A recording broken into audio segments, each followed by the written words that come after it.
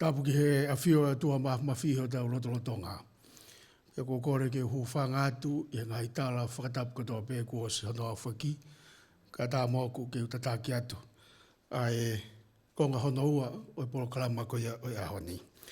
Good afternoon, everyone. I'd like to begin by acknowledging the traditional owners of the land on which we meet today. I would also like to pay my respects to elders, past, present, and emerging. Mahalo elelei and warm Pacific greetings to you all.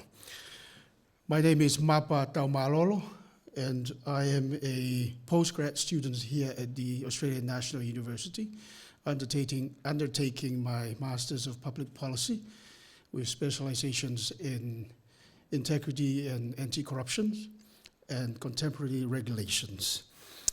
As we gather here today, it is important to remember that we come from what Dr. Epeli Hauofa so beautifully described as a sea of islands, a vast and interconnected ocean continent where movement has always been part of who we are. For generations, our people have navigated these waters not as barriers, but as pathways, linking families, cultures, and futures. In today's context, that movement takes new forms. Policies such as ballot visas in Australia and New Zealand are becoming modern vessels of mobility, shaping how Pacific peoples journey, settle, and belong within what we now call the Blue Pacific continent. But as we will be exploring in this session, these pathways are not just about policy. They are about people. They carry stories of hope, resilience, identity, and sometimes uncertainty. They raise important questions about access, equity, and the lived realities behind the numbers. This session brings together both policy perspectives and lived experiences from across our region, helping us better understand how these visa pathways are experienced by Pacific communities and what they mean for the future of regional integration. We are privileged to have this conversation guided by two distinguished conveners, Professor Stephen Howes, a professor of economics at the Crawford School of Public Policy, and he's also the director of the Development Policy Center here at ANU. We also have Natasha Turia, a PhD candidate from the Department of Pacific Affairs, hailing all the way from Papua New Guinea. In the panel, we have Alison Carrington, the Assistant Secretary for Integration and Education Branch of the Department of Foreign Affairs and Trade, and also Aka Rimon, Research and Engagement Fellow from the Pacific Security College here at the ANU. I will now invite our conveners to take the stage and steer us through this important talanoa. Please join me in welcoming our panel for today. Oh, thank you very much, Mapa, and good afternoon, everyone. Thank you for coming to this session. As Mapa said, I'm convening this panel with Natasha, and I'm going to sort of set the scene, give the introduction, and then Natasha, as well as speaking, will run the Q&A. So we'll try and keep we did start late, but I assume we've still got an hour and a half, and we'll try and keep our presentations 15 minutes, and that should give half an hour for questions. So the purpose of today's panel is, at least from our point of view, to sort of introduce this research project that we've embarked on, which is primarily focused on the PEV, but also we want to extend it to the PAC, and it does go to what Mapa said about the lived experience. So we've got these important ballot visas. How are they being received? How are they being experienced? And ultimately, we hope to do that through a representative randomised sample. But for the time being, we've started the research through self-selection, through reaching out to people and asking them to tell us about their experiences, why they entered the ballot, then if they were successful, have they been successful in getting a visa, what have been the issues, and then we'll look as people move to Australia about how they fare in Australia. So we have started that work, and that's a project I'm engaged on with Natasha, who's finishing her PhD, old labour mobility, while at the same time embarking on this new research, and with our third speaker, Akarimon, who's at the very end of her PhD and is taking up this new research as part of her role as a Research and Engagement Fellow at the Pacific Security College, ANU. And I'll also mention Finn Clark, who's in the audience and who's been also working as a research officer. So it's three of us up the front, and we're delighted also to be joined by Alison Carrington. So Alison's, as you know, she's the Assistant Secretary, Integration and Education Branch. She's been running the PEV for the last 2 or so years. And it's great to have great to have you, Alison. Thank you so much for coming along. All right, I'm just going to give an overview. Then Alison will give the government perspective on the PEV, how it's faring after 2 years, and then we'll share some of our initial results from Natasha, whose work has been on the PNG experience, and then Aka on the Kiribati experience. I mean, I will mention that our research is still at an early stage. These are not final results, but I think it will give you some of the flavour. All right, I'm just going to give you sort of the numbers and the background behind it so that you can sort of understand the context in which our research is being placed. And I'll go through it fairly quickly to keep to my time. It is a bit of an alphabet soup. So both countries, New Zealand and Australia, now run what we call these ballot visas. New Zealand's been doing it for a long time. And New Zealand has two of these visas, the Samoa quota that goes back all the way to 1970. It's really quite remarkable. And then the Pacific Access category, which is for the countries in the Pacific other than Samoa, it was introduced in 2002, but even that one replaced various other programs. So even it has a sort of very long history. Australia's much more recent arrival on this scene, and it introduced the Pacific Engagement Visa in 2024. And that was closely followed the next year by the Tuvalu Whalapili visa as part of that new treaty. So we just call that for short the Tuvalu PEV. That was in 2025. So we're going to aggregate these together into the New Zealand ballot visas and the Australia ballot visas. They are all very similar. They are all ballot visas. First of all, you have to register for the ballot. If you're selected in the ballot, you are then able to apply for a visa. To get the visa, you have to meet various conditions. The key one of which is that you need to get a job offer at least for 1 year, except for Tuvalu. Right? And Tuvalu is exceptional in various ways, and that is one way. You don't actually need a job offer for Tuvalu. So it's definitely a more relaxed system. But the key thing is that both of them are permanent residence visas. There are a few sort of technicalities with the New Zealand one, but in essence, these are all, they're not temporary. It's not talking about temporary migration here. We're talking about permanent residence. And I do want to sort of motivate the study. It's these schemes, the RSE and the PALM, that get all the attention.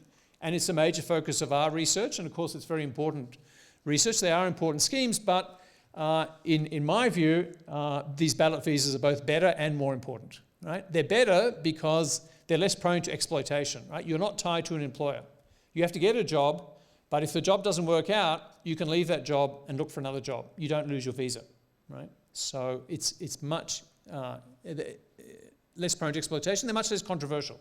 You've seen the headlines about the PALM and the RSE. They're controversial in Australia, they're controversial back home, but no one ever questions the New Zealand visas, and I think the PEV is falling into that category as well. But also they are more important. They might seem less important at first look because every year about 50,000 people will come under the PALM and the RSE, whereas these ballot visa numbers are only 5,000. But the key difference is with the temporary visas, you have to go home, right? That's circular migration, whereas these ones you stay. Now, of course, not everyone stays forever, but on the other hand, adults have children, right? So the numbers grow over time. And if we look at just the Samoa quota going since 1970, 1,100 a year, that means 60,000 people just under that visa. Some would have gone home, but then many others would have been born through that. So that itself is more important than the annual RSE PALM. So these are very important visas, understudied, and so that's why we're looking at it. And I think it's especially important for Australia. Of course, Australia has a much smaller Pacific diaspora than New Zealand. But what's also sort of interesting or curious, you'd think, well, in New Zealand you'd have Samoans, certainly Maoris from Cook Islands.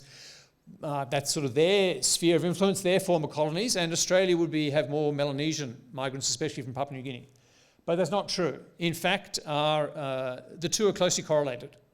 So where those countries that have a lot of migrants in New Zealand, they have relatively more in Australia. And so you have these remarkable results that in fact there are more migrants with the Cook Island heritage than there are Papua New Guineans in Australia.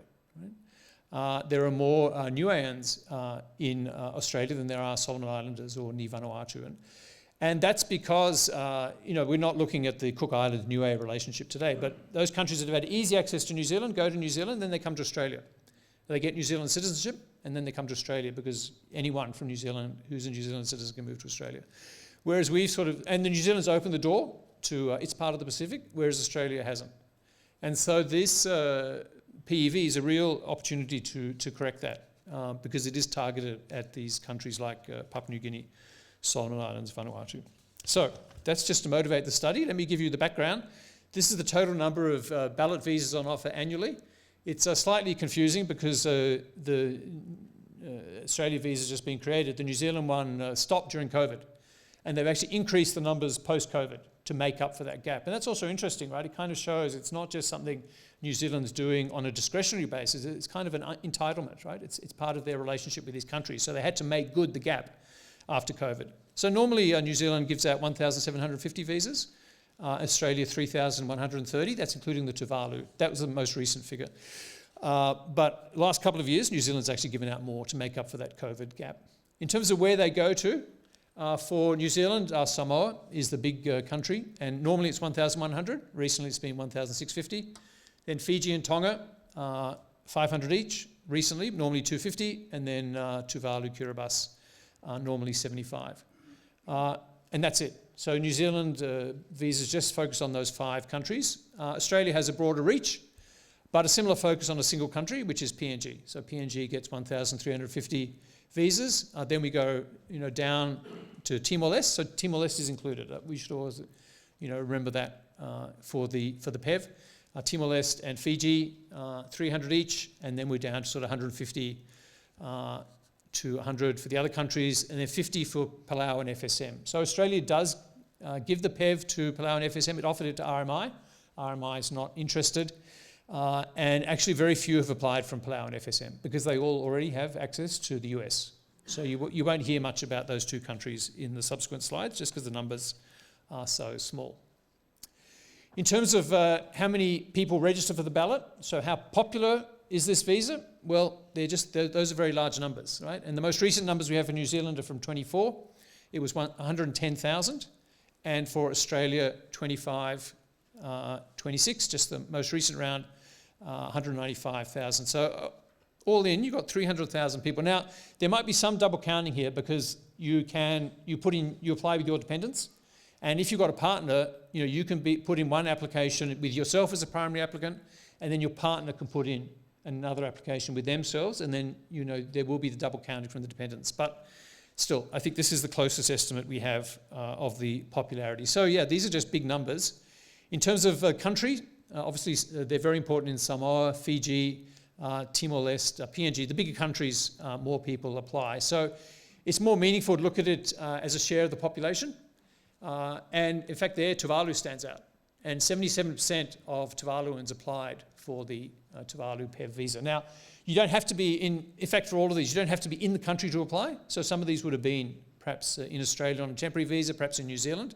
But still, it's a remarkable number. But some of the other numbers are also very high. In Samoa, 1/4 of the population applied for the New Zealand Samoa quota. You see anyway, you can see the spread of numbers here. What's also interesting, we can look at it as per visa allocated. So sort of the intensity of the competition to get one of those visas. And in that respect, Timor-Leste really stands out, right? This visa, the PEV, has become incredibly popular in Timor-Leste with almost 200 people applying for every visa that is available. Fiji, there's a strong move to migrate from Fiji, and it's around 150. Kiribati, the visas between popularity 68 and 100 per visa. You can see in general, the brown line is above the blue line. So the Australia PEV has actually been more popular than the New Zealand Pacific Access category. or the Samoa quota. That might be because it's new. It's a new opportunity to apply, but that is striking. What's also striking is that we can look over time, and we just see massive growth in the popularity of these visas. So if we look at, we have data back to 2003. If we look at Samoa in 2003, 11% of the population applied for one of these visas. By 2019, it was 20%, and then after COVID, 25%. Tuvalu, you see a similar increase from 1% to 11%, 17%, right? So these visas just got much more popular as, I guess, word has got out that these are good opportunities that you shouldn't pass up. Australia's got only 2 years. It's a much newer visa, and we've seen some up and down. I guess the first year you're not sure how many other people are going to apply. Maybe if you work out so many people are applying, it's not worth me applying. So we did see a big drop in Fiji in the second year, but a massive increase in Timor-Leste. We also saw more countries participate in the second year. So overall, we did see an increase in Australia in the second year, but it's probably too early to detect the trends. So that's all registering for the visa. Then, the lucky few who are selected, you've then got to actually get the visa, right? And that's not automatic, right? And as I said, the key condition is to get a job. So we can look at the success rate, which is the sort of conversion rate from getting an invitation to apply for a visa to actually getting a visa. And for New Zealand, we've looked at the data before COVID, because after COVID, it's a bit messy with the increased quotas involved. So we've just looked at the pre-COVID, and it is basically everyone, right? It's 96%. So they nearly completely utilise the visa quota. Australia's had a different experience so far, and for the first round, the 24-25, the success rate's only 59%, right? So that's a big difference. What explains that? Well, one thing is that the 24-25 round is still ongoing, right? And so people are still finding the job, still putting in their applications, and that number was of December. I'm sure it's already, significantly higher, and it will continue to increase. But definitely the New Zealand visas are better established. Employers know about it. This is the first time for the PEV. It was always going to be more difficult. When you apply for a job, you've got to indicate whether you've got work rights. But here, well, I have work rights if you give me the job, right? So it doesn't fit into the normal job application sort of portal. It's going to take time. New Zealand does have much larger diasporas. The New Zealand visas generally go to countries with more of a tradition of migration. One other thing I'll mention that's interesting, though, is that, it might be interesting for Australia, is that New Zealand does hand out slightly more invitations than there actually are visas available. So sort of recognising that not everyone's going to succeed. So you can see like Samoa, only 1,100 visas, but on average they give out 1,400 invitations. So that's, and you can see that pattern across the other countries as well. That's something Australia could consider. Just looking at country-specific success rates, it is pretty much 100% across the board for the New Zealand visas, except Samoa is slightly larger. Slightly smaller, perhaps with the larger numbers involved. For the Australia PEV so far, Timor-Leste and Fiji are the standout successes. Tuvalu's done well. Yeah, we can see Nauru and Vanuatu. So 2 countries without that tradition of people moving to Australia on a permanent residency basis. They've definitely struggled. So that will take time. So look, that's the brief overview of how the systems work, how the ballot visas work. The sort of things we're interested in our research, in which you'll hear from Tash and Aka. Yeah, who applies for the visa, right? And why are they applying? And then who gets a visa, and how do they get it? What are the difficulties encountered post-ballot? How can these be reduced? And then finally, what's the experience of those who migrate under the ballot visas? So those are the questions that we're trying to answer, and I'll leave you with those questions. I'll be happy to take any questions you have afterwards, but we'll have the presentations first, and then we'll have a Q&A session. So thank you very much, everyone, and I'll now hand over to Alison. So Alison, we're looking forward to hearing what you have to say about the Pacific Engagement Visa 2 years in. Please welcome Alison Carrington, Assistant Secretary from DFAT.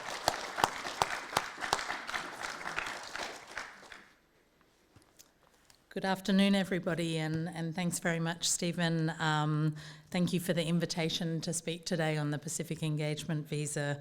I'd really like to start by, first of all, though, acknowledging the ANU for hosting this conference. It takes a very comprehensive look at a lot of issues that are front of mind for the region, and for that reason, the Department of Foreign Affairs and Trade is pleased to support it. Look, again, thank you, Stephen, thank you, Natasha, and great to meet both you, Natasha and Aka, as fellow travellers on the PEV journey. I think it's really a great opportunity for me to come here today and speak to you under the heading of the PEV 2 years in. I thought, Stephen, you gave a very good overview there, so thank you, and super interesting and relevant to bring in that comparison with the New Zealand programs as well. I thought I would just do a little bit of my own scene setting just to make sure we're all on the same page as we get into this. Well, as mentioned, I lead DFAT's Integration and Education branch in the Office of the Pacific, and we work hand in glove in collaboration with our colleagues at the Department of Home Affairs on both elements of the Pacific Engagement Visa, so the policy development side and the implementation of this new program, which is really, I would say, one of the Australian government's centrepiece mobility initiatives, the Pacific Engagement Visa. As we've heard, the PEV commenced in June 2024 with the opening of the inaugural ballot, and we see it as a groundbreaking initiative and a flagship undertaking of the government, given that it provides up to 3,000 permanent residence visas annually for eligible Pacific and Timor-Leste citizens from participating PEV countries. It represents a substantive expression of Australia's special relationship with Pacific countries and Timor-Leste, offering unprecedented access for nationals from the region to Australia's health and education systems and our employment market. Crucially, it responds directly to long-standing calls from Pacific partners for greater access to Australia. And it helps to bring us closer together, strengthening connections between our people, cultures and countries. Now, as we've just heard about, the PEV uses a ballot operated by the Department of Home Affairs to randomly select participants who are then invited to apply for the visa. The ballot mechanism provides a fair and transparent process for all. It provides equal access regardless of skill level, occupation or gender, regardless of whether a person is located in the capital of a country or on an outer island. It also provides a fair and equitable way to manage high levels of interest. It's straightforward to register in the ballot, requiring only a valid passport and the payment of a small fee. From the outset, the PEV was designed in consultation with our partners in the Pacific and Timor-Leste. We heard that support would be important for the program to work successfully and for individuals and families to successfully settle in Australia. As a result, PEV holders have immediate access to benefits including Medicare, family tax benefit, the childcare subsidy and study supports.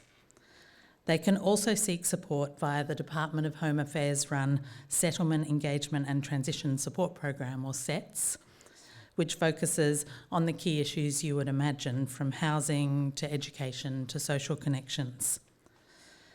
PEV holders are also able to access the Adult Migrant English program if they need to. In addition, we have stood up the PEV support service in Pacific Island countries and Timor-Leste, the Offshore Support Service. This service is free to access and assists those engaging with the program to better understand the visa process and requirements, to secure employment and to prepare for life in Australia. We recognise that it's a big decision for an individual or family to decide to make the move, and we want to maximise informed participation in the program so that people know what opportunities are on offer and also what they can expect in terms of some of the challenges. So, 2 years in, how is the PEV tracking? Well, we've been delighted by the strong interest in the PEV in the region.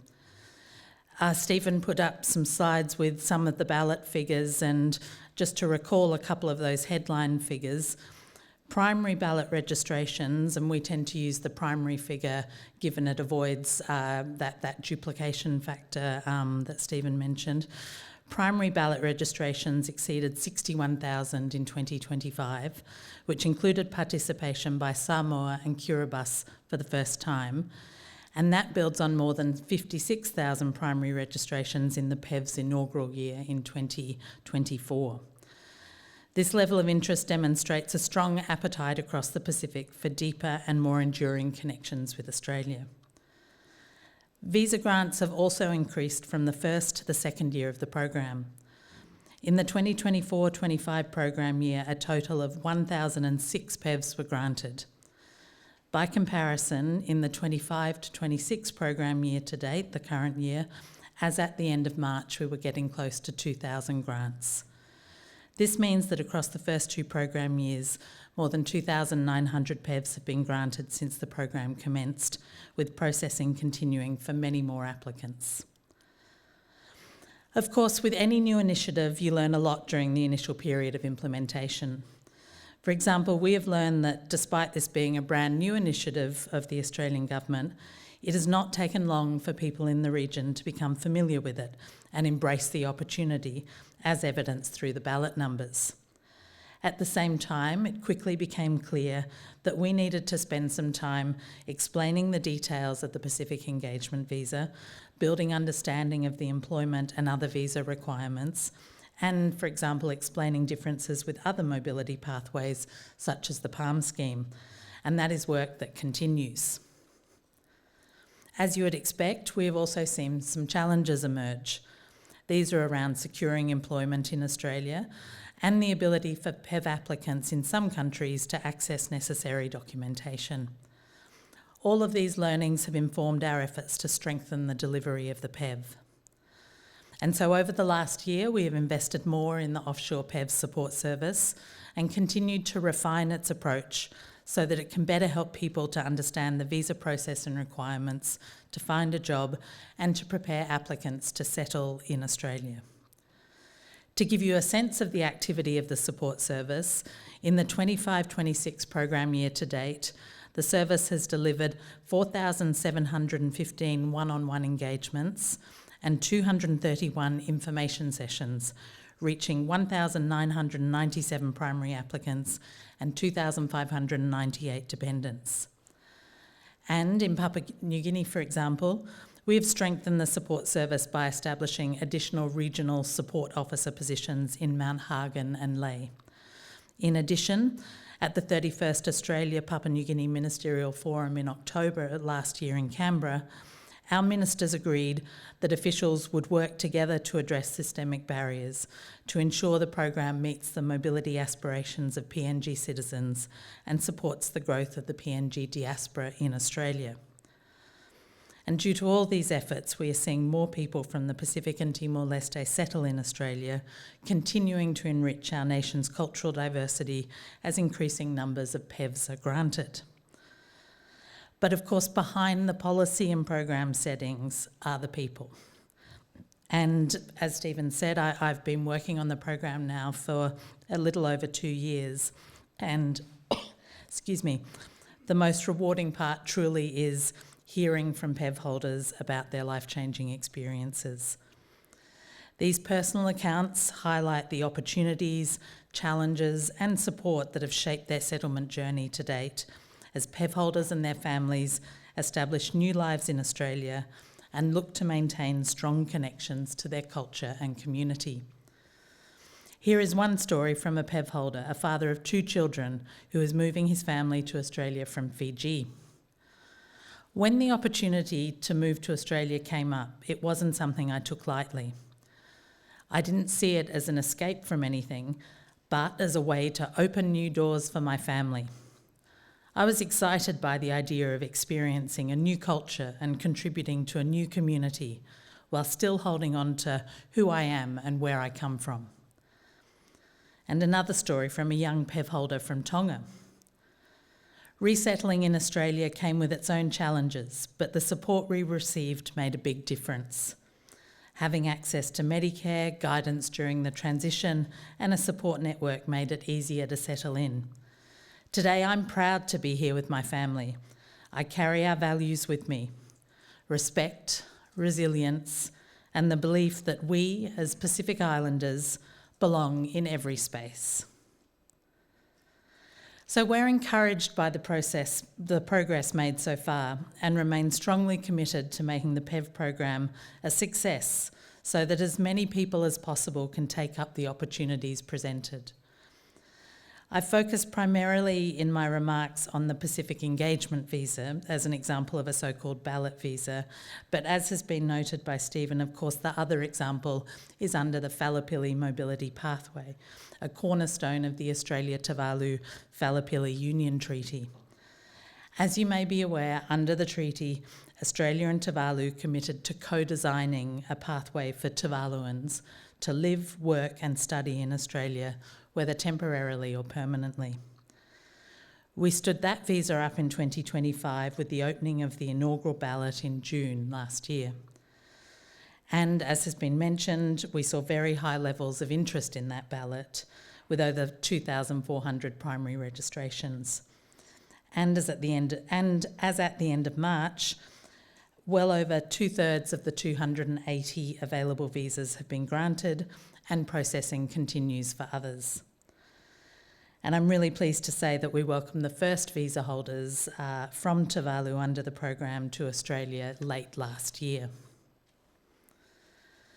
The PEV and the Fallopili Mobility Pathway demonstrate that we are listening to our Pacific partners and acting on what we hear, supporting migration opportunities that are shaped by Pacific priorities and delivered on Pacific terms. Countries can participate according to their own priorities, and visa holders can move between Australia and their home countries over their lifetimes, delivering education, skills and economic dividends for the region and strengthening the ties that bind us together. Through ongoing engagement with our Pacific partners, the Australian Government is ensuring that the PEV and the Fallopili Mobility Pathway continue to meet shared needs and priorities in support of a peaceful, prosperous and resilient Pacific region. And to conclude, I'm pleased to say that, of course, we are now preparing for the third program year of the Pacific Engagement Visa. More information will be made available soon, including on ballot timing, so keep an eye out for that. And we're sure it will again be the subject of much interest. Thank you.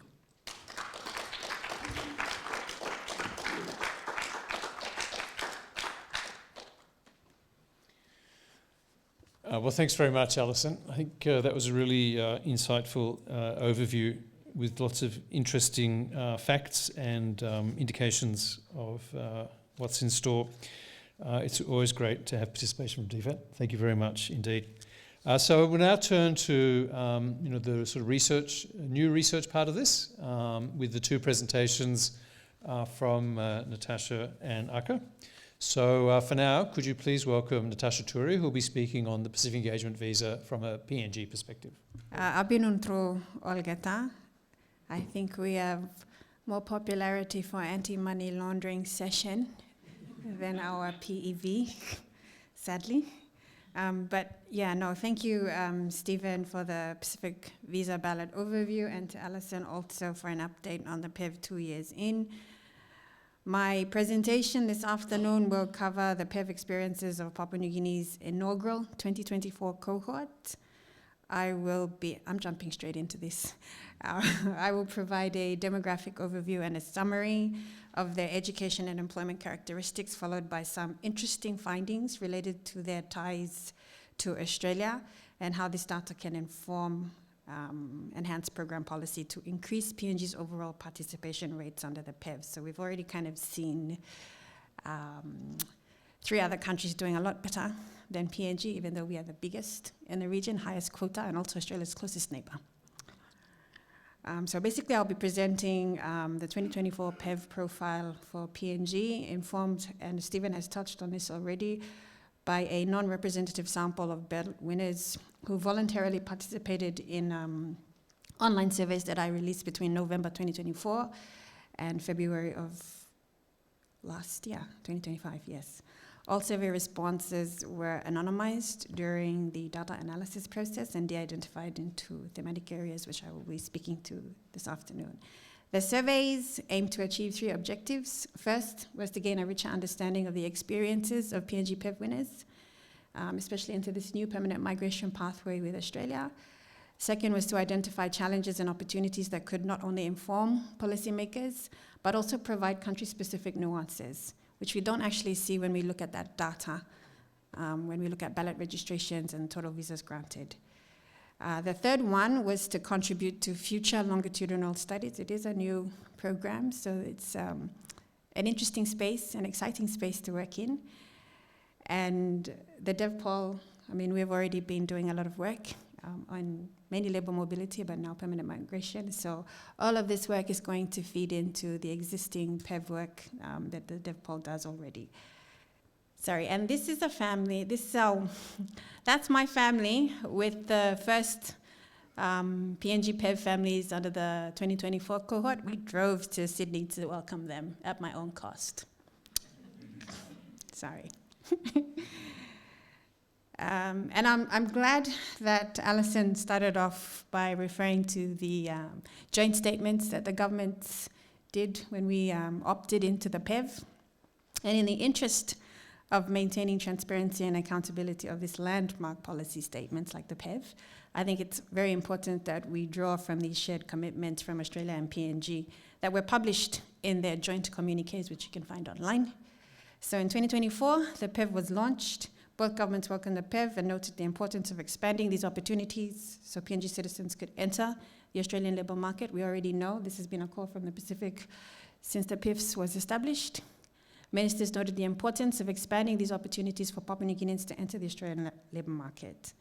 In 2025, during the 31st Joint Ministerial Forum communique held in Canberra, both governments again noted that PNG rightly received the highest quota, 1,350 spots, and that we would work together to streamline the process and address systemic barriers. These systemic barriers are they're talking about how we can access passports, get NID birth certificates, and police clearances. We already know Papua New Guinea has a low diaspora in Australia, very similar to our Melanesian countries in Vanuatu and Solomon Islands. And so we know that the PEV is designed to increase that diaspora, to strengthen those people-to-people connections. What we don't know is the human side of this story. And from work that we've already undertaken at DevPol, we already know who those top 3 performing countries are. So you've got Timor-Leste, Fiji, and Tuvalu, all with a success rate over 75%. If we were to grade them, they would get a distinction mark, right? And we calculate this based on total visa grants to total applications lodged per cohort or per ballot. We know that PNG's success rate improved from 35% to 53%, meaning it has achieved a credit score. But with the highest quota, it also stands to be the biggest loser. And especially if our annual quota is not met, we're already struggling in labour mobility. And that is what is at stake for Australia and PNG. And so this research helps us to find out what kind of people are applying, who are accessing the schemes, and how we can better support them to increase PNG's overall success rate.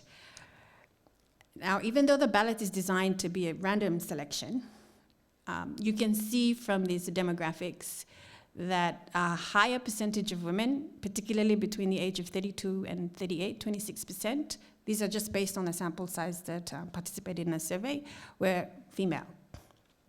A small percentage from the male population, between 18 to 24, 5%. Overall, there was a higher participation by women. By province of residence, which is usually where they work or where they go to school, more than 84% reside in Port Moresby, which is our national capital district. If we ask by province of origin, which is different from province of residence, I'm sure many people here in the room from the Pacific, you will know what I mean. I may live in Port Moresby, but I don't identify as coming from Port Moresby. Across PNG's 22 provinces, there was representation But the highest representation came from East Pacific Province and Central Province with both 20% each. And of course, Southern Highlands with 7%. Everybody had less than 7% participation. That is by province of origin. When we look at their employment and education background, there are a number of interesting findings, and shout out to Finn for working really closely with me to crunch the data on this. By employment status, pre-visa application, over 50% are already in some sort of employment. Those that are unemployed are mainly students, so the younger cohort. By level of education, more than 50% already have a minimum bachelor's degree. By years of experience, we can see that only less than 10% have less than 12 months experience, so almost 50% of respondents have more than 10 years work experience already. When we looked at the employment sectors, we can see that many of the respondents have worked across multiple sectors, and almost 16% have worked in the financial services sector. So you can see it's a very high-skilled cohort of Papua New Guineans who are not only accessing the PEV, but winning the PEV. This is probably the most interesting slide, or the finding that we found through the survey. When it comes to ties or experience with Australia, an overwhelming percentage already have family in Australia, so obviously we would have traveled, more than 71%. No surprise that almost 80% of respondents prefer to live in Queensland. And the top 3 responses are there on your left. Yep. So their motivations for applying, I think this is expected given PNG's declining socioeconomic indicators.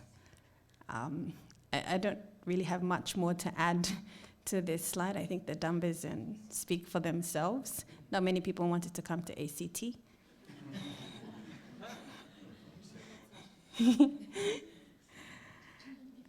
Now, what does all of this data tell us? And what does this mean, especially for employers and policymakers? Sorry, this is quite text-heavy slide. But in terms of the PNG PEV cohort, it is a highly skilled cohort of Papua New Guineans who are winning the PEV. Now, based on previous survey that was done by Ryan and Alyssa, Australians are open to the idea of receiving skilled migrants, right? But we are still struggling to get jobs under the PEV. This is for PNG. Even though the majority of participants live in NCD and they're already working full-time, as I said, they've got more than 10 years work experience, they should be value add to employers here.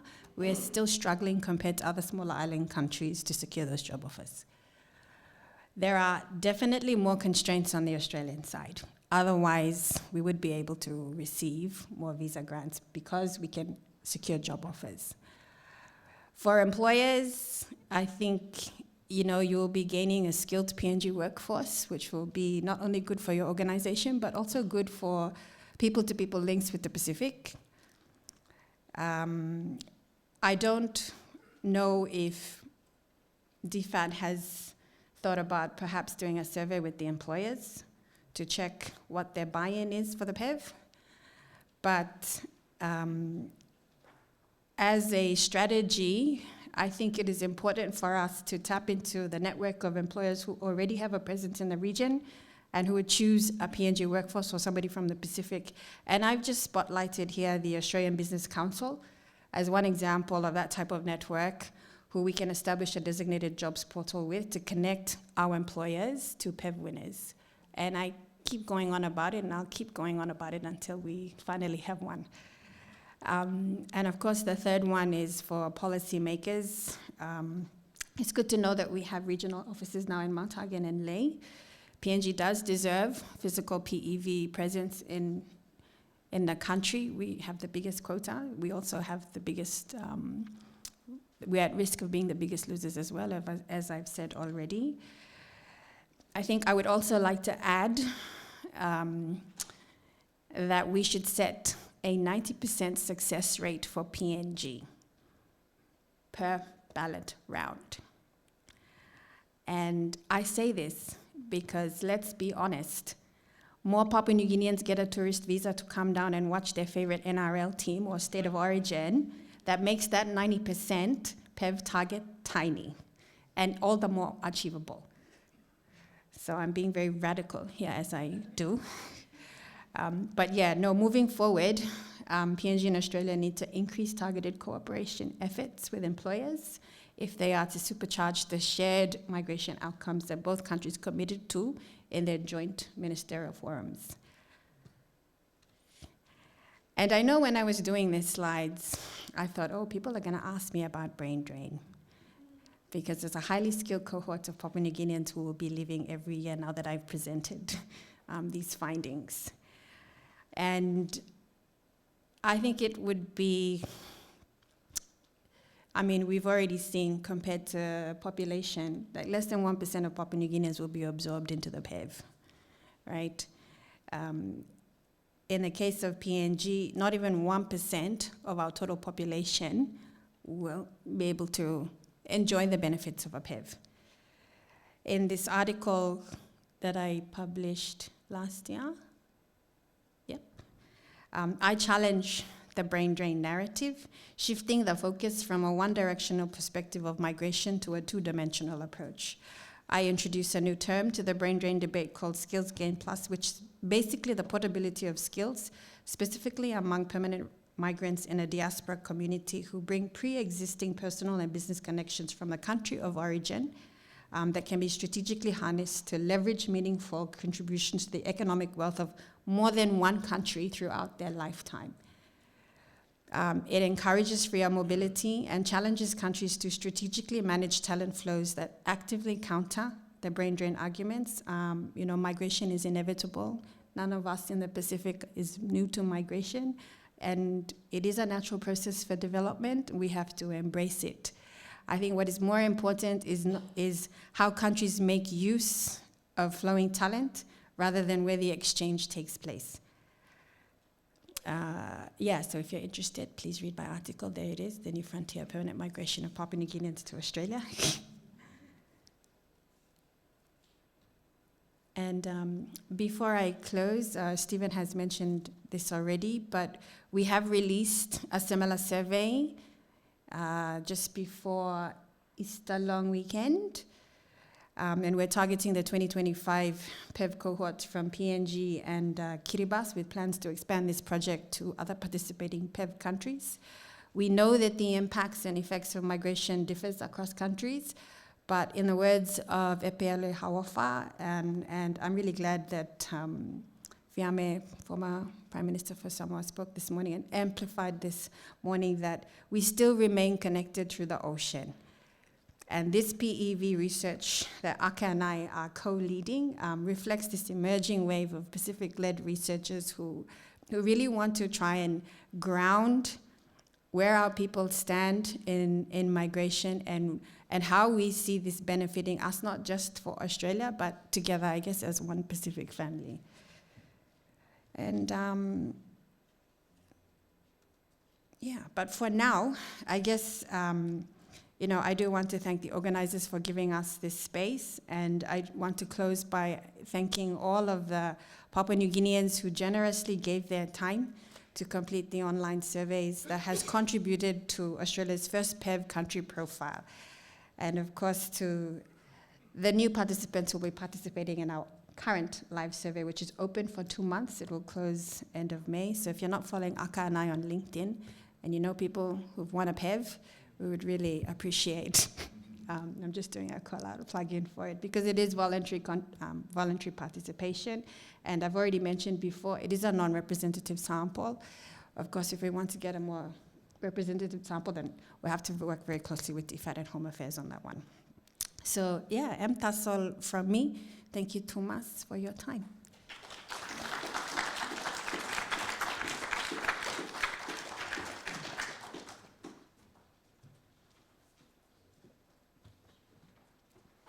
Thank you very much, Natasha. Now I'll hand over to our final speaker, Aka Raymond, who'll be talking about the Kiribati results. And after that, I'll hand over to my co-convener, Tash. So thank you.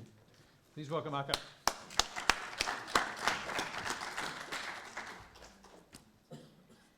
Thank you very much, Stephen and Tash, Alison, who spoke before me, Maori, everyone.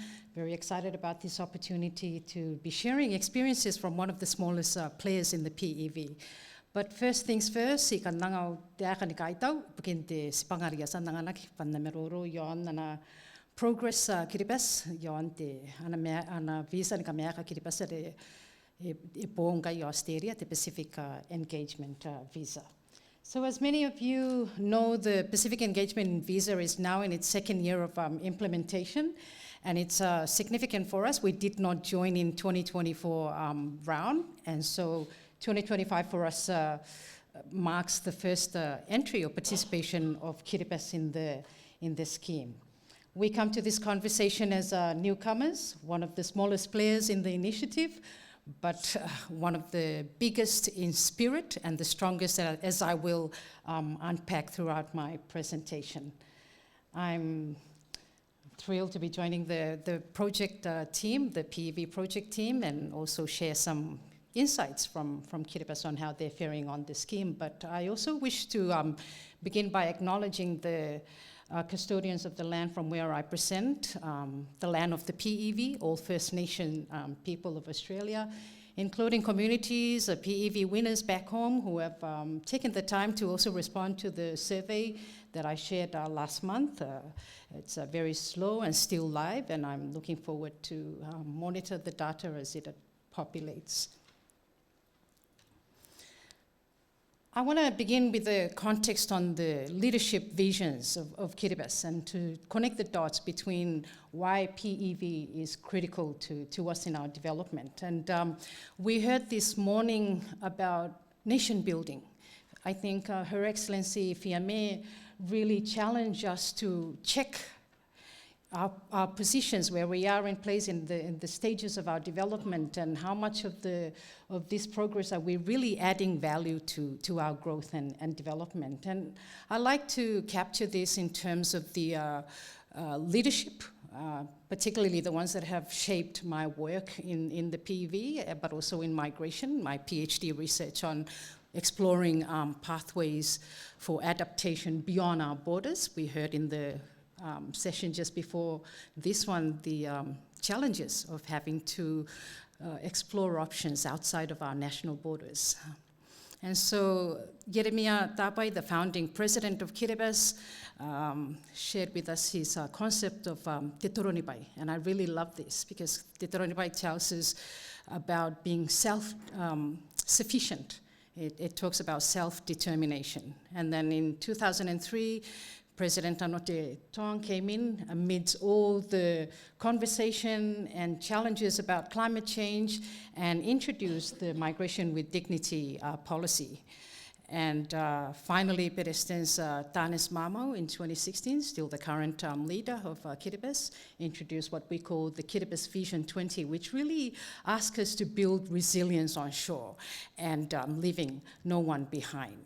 And so I like to sort of look at this in two spectrums, national levels, because in all our growth and development, we want to ask, what does it matter? What value do we bring to our communities? And so pulling this across to see how it connects with what our regional leaders are talking about. And it's really what we see in these regional frameworks of Boy Declaration, where we're talking about human security. Climate change is not a threat about scientific findings or economies falling down or collapsing. It's about human survival. And then we have the 2050 vision of the Blue Pacific strategy, also centering people in all these development aspirations. And finally, the Pacific Regional Framework on Climate Mobility, which also promotes safer movement and dignity of our Pacific people. So how does this connect to the PEV? I think it provides a very useful insight and pathway into how we can build into what PEV provides for our sustainable growth and resilience. Adding more on the context, I'd like to show this map of Kiribati, because when we talk about Kiribati coming into the PEV as a newcomer, we're not a newcomer in labor migration. We may be a newcomer to the PEV, but our history in labor migration is quite extensive and expansive across the oceans. And you can see it began in the 1900s. I'm not going to go into detail given the time constraints, but it began in the 1900s with the Ballot and Nauru phosphate industries, right up to the 1930s and 40s when we have our own internal relocation because of environmental pressures, population, lack of water, where our population have had to move to the easternmost sides of our islands in Phoenix. And from there, not being able to address some of these challenges, we were moved to Solomon Islands in the 1950s and 60s to work on British-run copra plantations. From the Solomon Islands, some of our people then were able to participate in the seafaring industry in the 1970s when we entered our global seafaring services, our men who sent to merchant boats in Germany, Europe, South America. And 1980s and early 2000s, we have the very first Kiribati and Tuvalu work permit.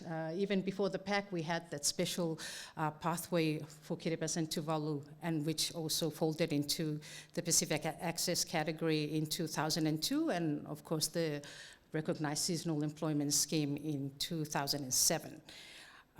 In the 2010s, we started to expand our active engagement in labor mobility. Australia started its seasonal work program, the Northern Australia Workers Pilot program, the PLS, which has then become or evolved into what we now know as the PALM, or the Pacific Australia Labor Mobility. And that brings us to the recent program, 2022 and 2025, the PALM and the Pacific Engagement Visa. So I really want to emphasize that Kiribati's mobility spans a century of movement across the region. It also makes me reflect on what was discussed in the opening today, what the our friend who introduced us this morning said about Hauofa.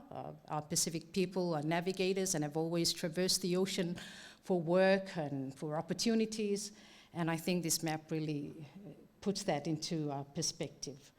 I also like to reflect a bit more on what Fiamma said, and something that stood out to me from her statement, her very powerful statement this morning is, are we building development systems that help our people to contribute to nation building, or are we driving mobility? I think something for us to really think about. And Dr. Naya then came in with the weaving exercise that we all enjoyed in the morning, and that also reminds us to look at how we weave our policies, our research, but also some of this important work that we are doing. And maybe the PEV can also look into how we can weave some of these findings. Okay, now to the crux of the presentation. Everyone's excited to know how Kiribati is faring on the scheme after missing out on 1 year. What does it look like at the point of its entry in 2025? So this slide provides a progress update on Kiribati's PEV performance. And just a bit of background, Kiribati ranks, as you saw from Stephen's presentation, 6th among 12 PEV eligible countries in the ballot registrations, sitting just behind the top 5, so Timor-Leste, Fiji, Papua New Guinea, Samoa, who's also a newcomer, and Tonga. So when the ballot closed in August last year, a total of 10,145 Kiribati registrants had put their names forward, competing for only 100 places in the national allocation. And to date, we have at least 29 ballot winners who have been selected, with the remaining quota filled by their dependents. What these numbers reveal is a striking mismatch between demand and opportunity. More than 10,000 people expressed interest in a pathway that could only accommodate 1% of them. And I heard my sister loud and clear, Tash, about Papua New Guinea having the big, we need to have the biggest quota. And I also asked the question for Kiribati, could future expansions better match the scale of demand that we see up on the screen? Moving on, still on progress, this slide shows Kiribati's standout performance on the PEV. highlighting a 65% success rate, and this is a sharp contrast to PNG's lower uptake when it comes to job employment. I think it was 35% in the 2024 cohort when it all began, and for Kiribati it's 65%. The emerging data provides compelling evidence that prior labor mobility experience confers a distinct advantage in navigating the PEV recruitment process. And so just to quickly go over the numbers, 10 of the 29 ballot winners are still waiting for job offers, while 19 have secured employment with some of the industries, and 7 of these 19 are actually palm workers. And that's why I said earlier the advantage that the palm workers have in securing faster employment. The palm workers have also proceeded to get their visa approved. So the visa, as you can see, visa approval match employment offers, showing alignment between employer demand and PEV eligibility criteria. And the bonus from this is that families can now join under the scheme, easing the burden of family worker separation. The job industries ranged across agriculture, aged care, and consulting. I want to talk a little bit more about the demographics, and another standout finding was the women powering the PEV success. So of the country's ballot winners, over 70%, that's 76% of women who applied. And this marks a striking shift in a migration landscape historically dominated by male seafarers. So the PEV appears to be accelerating a broader trend already visible in New Zealand's RSC scheme and the PALM program, where Kiribati women have increasingly taken up overseas employment opportunities. The PEV ballot reinforces this trajectory, suggesting that women's participation is becoming a defining feature of Kiribati's evolving migration profile, and a welcome development also for a country with very slim migration options. So who applied? Majority of applicants come from South Tarawa, and very few applicants from the outer islands. But I just want to add there that everyone in South Tarawa originates from the outer islands, the same way that we do in Suva, in Honiara, and elsewhere in the Pacific. So they all come from the outer islands, but because of work, they've resided now in the mainland. Educational background, most of the applicants are senior secondary leavers, followed by vocational and university graduates. So what are the challenges? It's a bit too early to know, and as explained at the outset, we're still populating our data as I speak. The link for the survey is still live, and people are still responding to the questions, but this is what I can get thus far. While the PEV's rollout in Kiribati has been a success with a quick uptake of jobs, 3 challenges stood out or emerged. One is digital hurdles. A lot of people reporting that they were having problems navigating online systems, and the services for them proved tricky.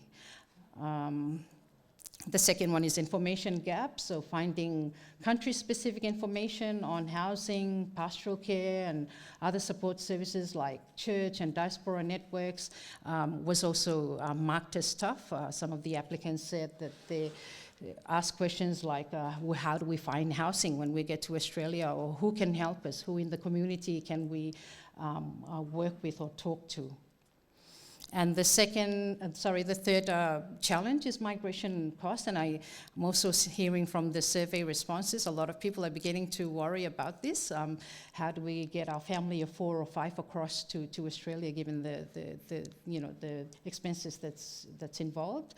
But it's not just that; it's also the paperwork, the requirements, getting police clearances, medicals, not just for one person, but say for a family applicant. It takes a number of costs and implications on family. So this experiences contrast with PNG's first cohort challenges, as we heard from Natasha, and mainly related to the slow uptake of jobs, but also highlighting the unique challenges and needs in the Kiribati context. Now, I want to move to this next slide about motivations, and really motivations underpinning migration decisions. And I ask the participants, the winner of the ballot, why they want to move to Australia. And a compelling aspect of the findings from this question is the factors associated with climate change. So while employment prospects and improved living standards remain central, a lot of the respondents spoke or alluded to climate-related stresses as particularly influential factors in their decision. And most of them citing coastal erosion, sea level rise, water security, and others as determinants. So in this slide, one of the ballot winner says, I consider migration as a critical option for adaptation because of overpopulation, the rising sea level, and the most critical was land and water pollution. Another said, I believe that migration is the best option to move to a new place since we were being affected by climate change. And the last one also alluded to the importance of providing options that are not available currently for people to be able to adapt to some of these impacts. I just want to say a little bit more about this because when I started my PhD research, this is my question also. How can migration provide adaptation to people in Kiribati? And, you know, barely 3 meters above sea level, we are going to need to have to look beyond our national borders for some of the answers to these questions. And given the climate science also and the urgency of us to look at ways to address some of these challenges, maybe building floating islands will take time, but how can pathways for employment provide not just a permanent pathway, but an opportunity for our people to be mobile between, you know, two places and be able to contribute also to their communities back home. Some recommendations that I've drawn from the challenges that I've highlighted from the survey, maybe the use of more Kiribati-tailored, culturally appropriate materials to support our PEV programs in country. We heard from Alison's presentation that this is definitely the direction. We're building offshore PEV support presence in the Pacific, and certainly one that has been highlighted by Kiribati to address the challenges of digital hurdles. Making online payments, for example, or accessing online platforms like My Government and others. The second recommendation I'd like to propose is strengthening of our country-specific support advice, building on what I said earlier about the ability for our people to access information when they need them and know in their decision on where to go in Australia, how can they access, you know, housing information, community and other diaspora links that may be important. I'm also trying to help get our diaspora in Australia play an active role and be able to also participate in supporting some of our brothers and sisters as they prepare to move across. And finally, clear communications on migration requirements, especially where families are now panicking. They need to bring their families across in case they lose out on this opportunity. But I think some of these advices need to be made clearly to them that they can bring their families one by one and may not have to get them in together at once. So that's the Kiribati experience. I'm looking forward to the discussion, and thank you once again for the opportunity to speak and be part of the conversation today. Kampasindaba.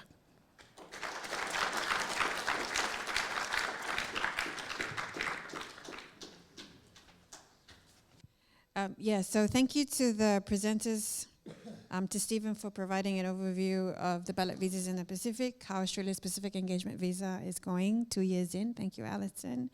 And of course, the in-country specific nuances of PEV winners across PNG and Kiribati. I think there were some quite striking findings and differences between the two countries, which I hope many of you are reflecting on. But I'm now opening the floor to questions.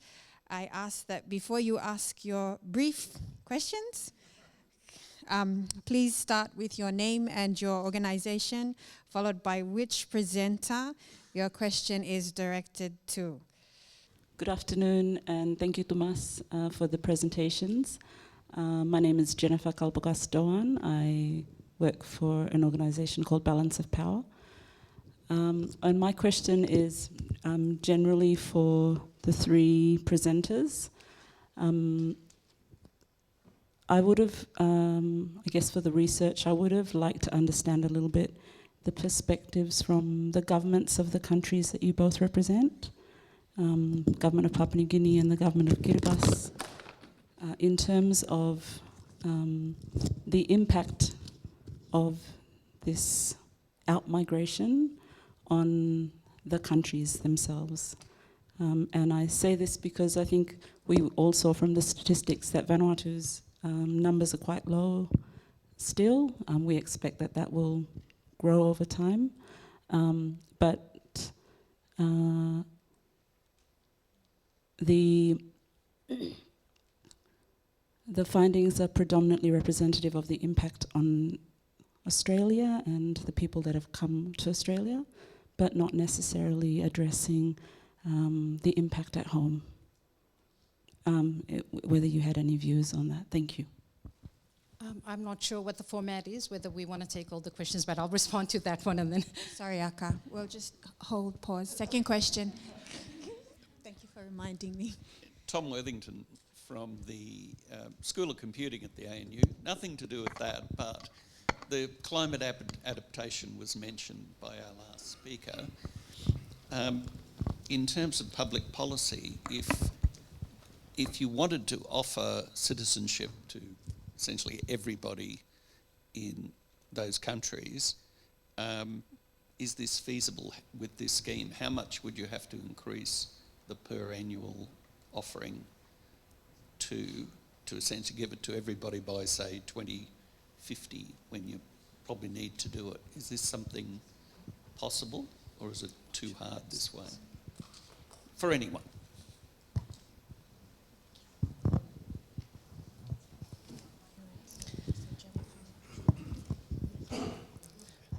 Okay, maybe sorry. More questions coming. Yeah. Oh, Why don't we respond before we forget the questions? Yes, so I'll respond to the first question, and thank you. I think it was Jennifer who raised that question about out-migration, and it's certainly one that's been highlighted by our leaders. What are we doing promoting our people to move out of the Pacific? What does that mean for our economies back home? But I want to respond providing a Kiribati perspective on this, and it's important to understand part of it was what I said in my presentation, as it's a form of adaptation. So we're building what we call migration with dignity, helping people to connect to opportunities where they can, especially when the opportunities are not provided at home. And so I want to just build on that and say that the main concern for Kiribati is that the youth population is quite high, and we're not able to absorb all school leavers. And so while we address concerns about how to tailor the education systems to be more connected to the jobs and practicalities of life after school, there isn't enough jobs at the moment. And so we'll need to send some of our people who are able to find jobs overseas for that matter. The second question, I'm not really sure I understood it. I'm going to need somebody to help me with that. So you were asking whether, or how do you make winning the PEV for people in Kiribati accessible enough? I mean, it's a valid question, and I made that point also in asking. The scale tells us something, and the available slots is another story. So I would certainly ask for a double or a triple of the quota, but it's also subject to what the government says about this, because I'm pretty sure they're very much moving with caution here on how they want to manage out migration and ensure that we're not addressing one problem but creating another. I'm just going to add, Jennifer, Aka and I do not represent the governments from the countries of which we come from. We are both independent researchers at the ANU. But in terms of, what our governments are thinking, I think that, and you can kind of see how this played out in 2024, because we had Samoa and Kiribati initially interested. I know there was a consultation process, and then they decided, we're not going to take part in 2024, but this year they have. So each country is looking at the opportunities of participation, not just in temporary migration schemes with Australia and New Zealand, but also permanent migration. And if we go by the number of registrations by country, I think the numbers speak for themselves. There's an overwhelming interest and demand across the Pacific for permanent migration to Australia. For the Melanesian countries, for the PAC, I think only Fiji is the only other country with Tuvalu, Kiribati. What's the other one? There's 4. And of course, PNG is not part of the PAC, and neither is Vanuatu, even though you're one of the biggest suppliers of palm, the RSC. And that's really a question for both governments. But I do hear you, but I don't think we would be able to speak on behalf of what our governments are thinking, only that it's good that they've given our people the opportunity to register in a ballot. And, if you're lucky and you win, well, there's a whole lot of hurdles that you need to prepare yourself for as well. Okay. Oh, sorry, Alison. No worries. Thank you. And just very briefly, a couple of responses on those questions. I mean, in terms of governments in the region, this program is absolutely based on an invitation to participate. That's the starting point in terms of discussions between the Australian government and partners in the region. And as I mentioned in my remarks, participation is really on the terms of those governments. So each country will view this opportunity of the Pacific Engagement Visa in a different way and have the opportunity to express those views, of course, and which are then taken into account. And we've been speaking about migration, but another part of the story, of course, and I won't spend a lot of time on it, but is thinking about how as well Australia is working with governments in their countries. We've spoken about youth. Another area that I have in my area of responsibility is skills and training. So a great example of what we're doing locally in countries to help build opportunities at home as well. Just on the question around feasibility of extending to everyone, I mean, that's not something under discussion. We are, from the Australian government point of view, responding to interest expressed by the region, and the government has set this program up as an up to 3,000 visas under the Pacific Engagement Visa and up to 280 places under the Fallapili Mobility Pathway, and that's what we're discussing at the moment in these early years of the program with partner governments. Sorry, before Ryan, because Ryan, you get to see us a lot more. Just the other, yes, please. My name is Marjoleine. I'm from the Federated States of Micronesia. I'm working with the newly opened embassy in Deakin. I have so many questions. We are also a participant of the BEV program, but we only have one citizen here in Australia. I guess there's a lot of learning needs to be done from our end. And whilst before coming here, I know about the BEV, but I wonder how much promotion we have on the BEV because citizens don't know about it. And as much as we have access to the United States with visa-free entry, we also, as a government, we also want to we value migration with dignity, and we see this as an opportunity for migration as a necessity. Now,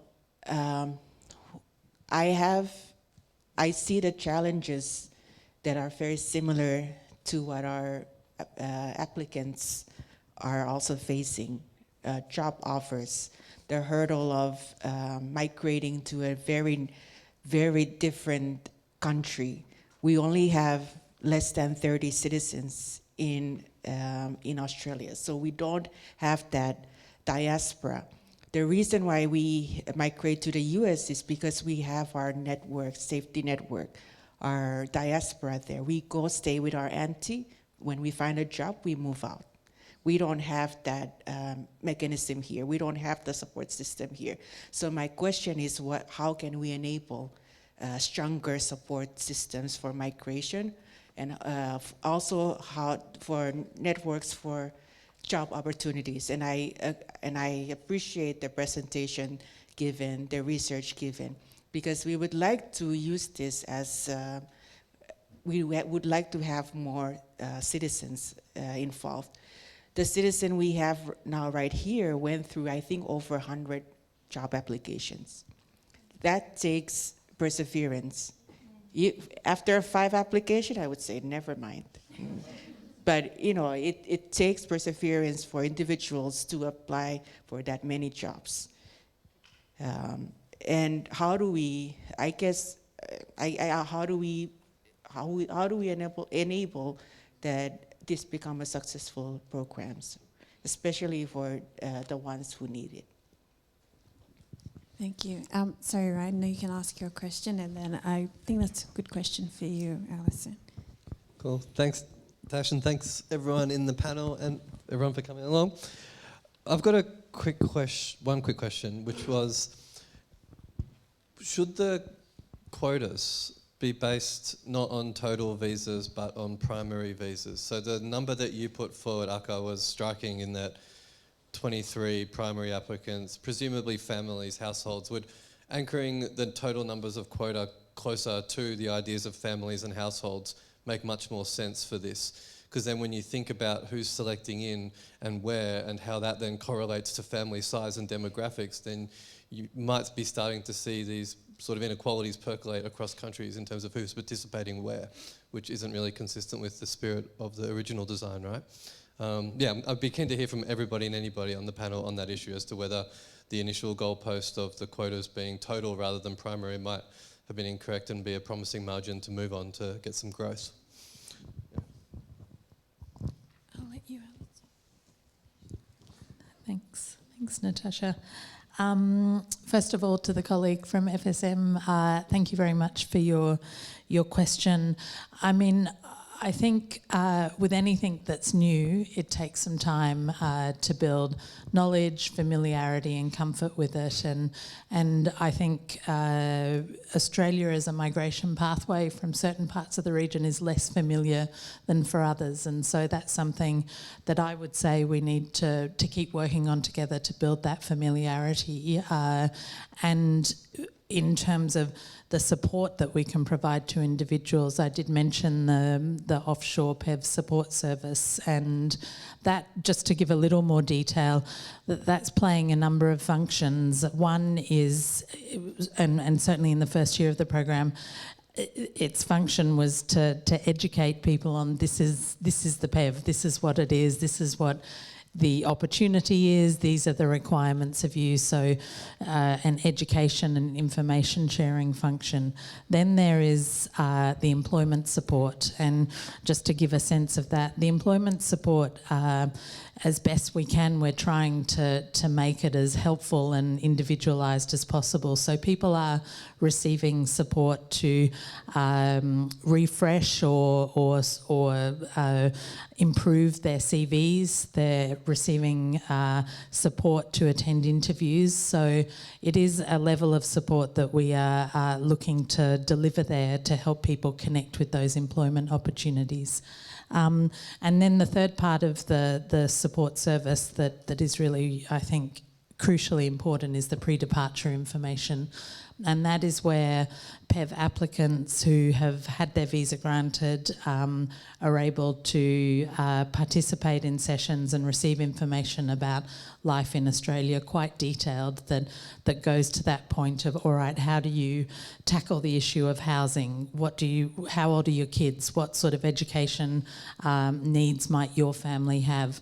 And that will then plug PEV holders into the systems here in Australia as well. So there's a lot of help and a lot of information out there. I think those of us that are part of this need to work together to make sure it gets to all the people that need to see it. And then on the question of the allocations and whether, current allocations that in the PEV program, just for those who may not know, the up to 3,000 visas is broken down across participating countries in consultation with those governments, and each allocation for each country encompasses both primary applicants and their family members, and we're comfortable with that model for the time being.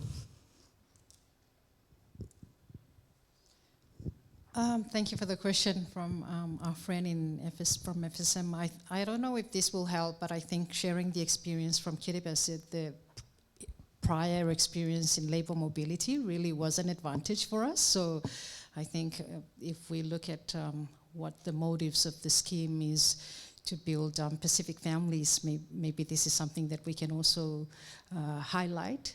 How do we build families beyond just paperwork, but in terms of support and growing awareness of Australia to parts of the Pacific that are more US looking for, rather than the Australian side of the story. But I think for us, the employment support was really reflected in the prior experience with the PALM here in Australia, and that they are the ones who also access job much more faster than the rest of the applicants. There was also talk about increasing information awareness about Australia, how to provide those sort of supports that you've highlighted also, and that was one thing for Australia, for Kiribati also. They saw the need to know more about how to find, these support services in relation to housing and others.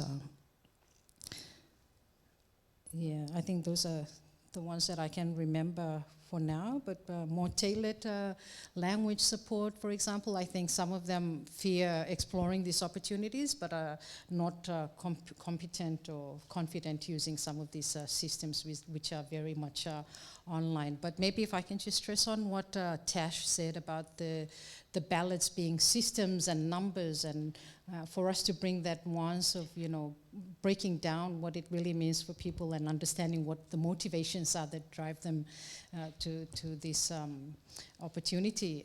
It would really help us to also connect some of the dots. Like what I've learned from my survey is that people are actually highlighting some of the climate challenges, economic job pressures, but it really gives us a bit more detail. Maybe that would be something that would work also for FSM. Thank you. Yeah, I think for the PEV to work, people need to be able to get jobs. You cannot get a visa without the job. You cannot get the job without the visa. Because, they just get a letter of offer, you've been invited, and then many times employers they're not aware that the PEV is actually a visa that already has working rights. And so that was the idea of coming up with a designated jobs portal, so that applicants are only dealing with employers who already choose to recruit from the Pacific. And I think that's really important, because if we're choosing to come to Australia to live, then we should also be working with employers who choose us as well. Otherwise, it's a waste of our time. Sorry, I'm very blunt on that one.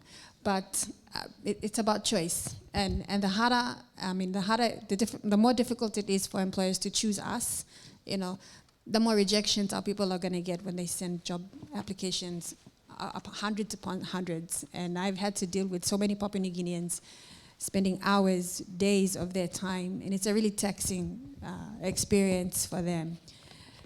And I'm glad, Alison has already kind of answered your question. Ryan, is that sufficient? Okay, thank you.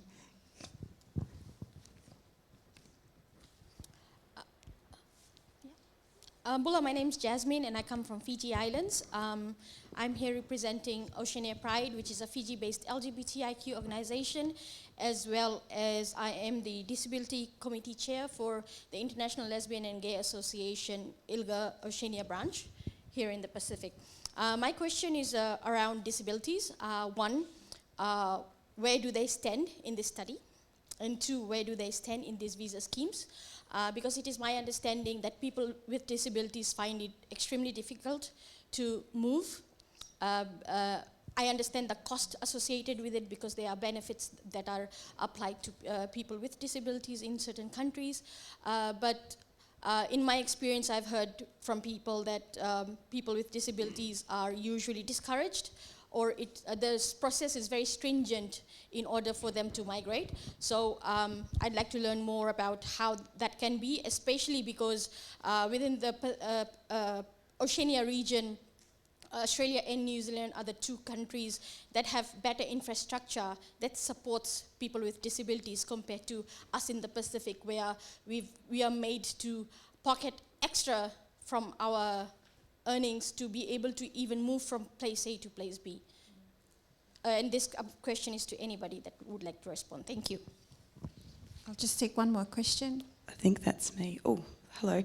I'm Alexa Ridgway. I'm from RMIT University. I'm a family migration researcher. It's a really fantastic project. I'm really excited about it and really interested in your findings. First question is just for Alison, and it's quite a quick one, and then I've got another one for the two specialists, Natasha and Akka. From my understanding, you mentioned that there will be settlement support for the new migrants under this program, but I'm just wondering whether there's been an increase in funding to settlement programs in Australia to support them, particularly in terms of employing bicultural, bilingual workers, which we know in the migration sector is key to helping people to settle and settle well. And my second question to Natasha and Akka is I found your presentations really interesting, particularly the fact that you've had different rates of success in terms of with employment. I'm interested to know if you have this in your data as to whether, and it's predominantly women I understand, whether they're actually applying for roles that are linked to their normal area of specialisation, so what they've been working on in their country of origin, whether they're applying for those roles. Because from my research anyway, I know that migrant women often have to, when they move to Australia, reskill in terms of getting a lower skilled role. So highly skilled women end up actually retraining to get employed in a low skill role. Lawyers becoming childcare workers, for example, which could create a real challenge if they're trying to migrate here and work in the same industry. Those are my two questions. Thank you. Thank you. So we had one question about disability access and family support systems here in Australia. Thank you. Thanks, Natasha. And I'll just be quick because I know we're short on time now. So to step through them quickly, thank you for the question on disability. We're looking to be as inclusive as possible. There will be the visa requirements that are set out by the Department of Home Affairs, but disability and access issues is something we'd really like to hear about, and it's something that either directly into the system here in Australia or via the PEV support service, it's an area that we would like to hear more about. So thank you for your question. On settlement support and whether there's been a commensurate increase in funding, the primary vehicle there is through Department of Home Affairs. It sets and AMET programs, and I'd have to take on notice whether there's been an increase in funding there. I would say under the Fallapili Mobility Pathway, we have both run out of DFAT, the offshore support service operating in Tuvalu, and then we have an onshore one in Australia, and we have very deliberately, as part of the design around that onshore service, made provision for a cultural liaison officer and also positions for members of the diaspora to be employed by the service to be able to deliver culturally appropriate and in-language support for arrivals under the program. And the last point from me, it wasn't a question, but I'm going to be cheeky and just insert this just around employment, because we've mentioned it many times. I did want to add there that we, Department of Foreign Affairs and Trade, Department of Home Affairs, have been going to some efforts over the last year or so to build familiarity with the PEV as a new mobility pathway for Australian employers. So certainly through the Pacific Islands Business Councils, the three of them, we've been talking there, through the Department of Home Affairs regular networks, doing a lot of outreach on that front. So I think over time we are certainly building that familiarity and that appetite to think, well, a PEV holder might be the person for me for the vacancy I have. I'll leave it at that. I'll just be really quick. I didn't really report on it because it's very early findings for the 2025-2026 PNG PEV survey, but we actually have somebody who is visually impaired who won a PEV.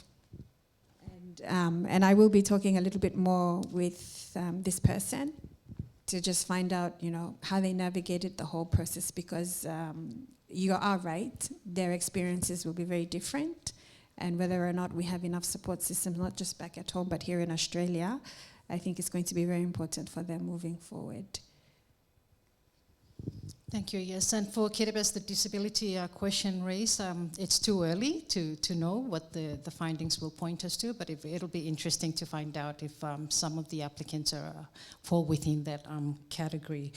I want to just say that the support that the applicants are given now in country does not restrict them from applying from certain types of jobs, and so that gives us the confidence to believe that anyone could apply for regardless of their status. Can I quickly turn to the question raised about skills alignment? I think there was a question on skills alignment. Very quickly, in Kiribati, for now, it's just about getting the jobs. So there's a rush on to get jobs, no matter what type of jobs they are.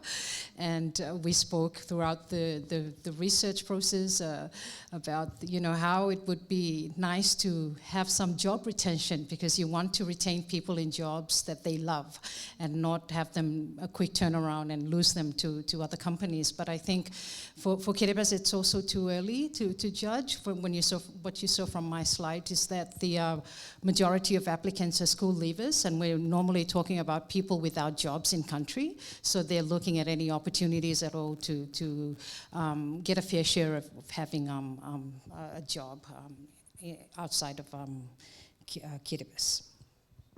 Yeah. Okay. Well. Oh, sorry, Stephen. Did you want to say something before we close? You can close then.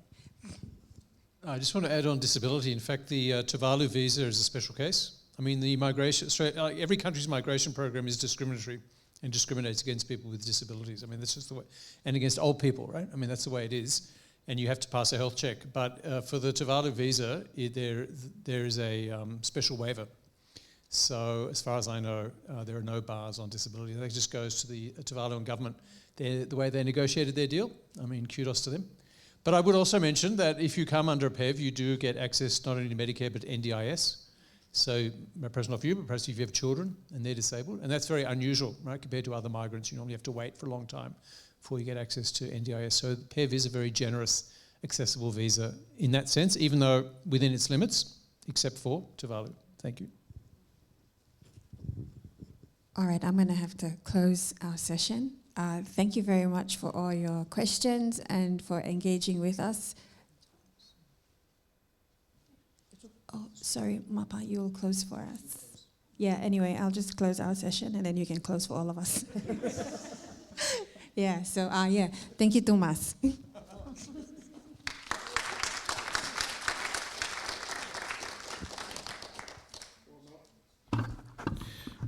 A big malo apito to our conveners and also our panelists.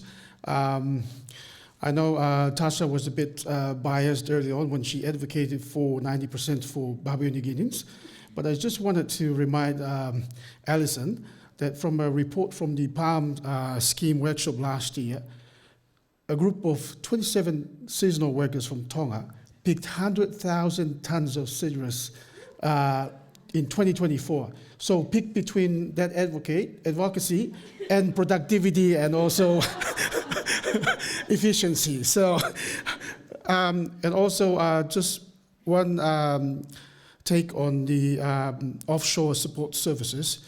I'm just reporting from my own experience. There were 2 families in Tonga. They were turned away by the offshore support services because they lacked of formal qualifications and educations.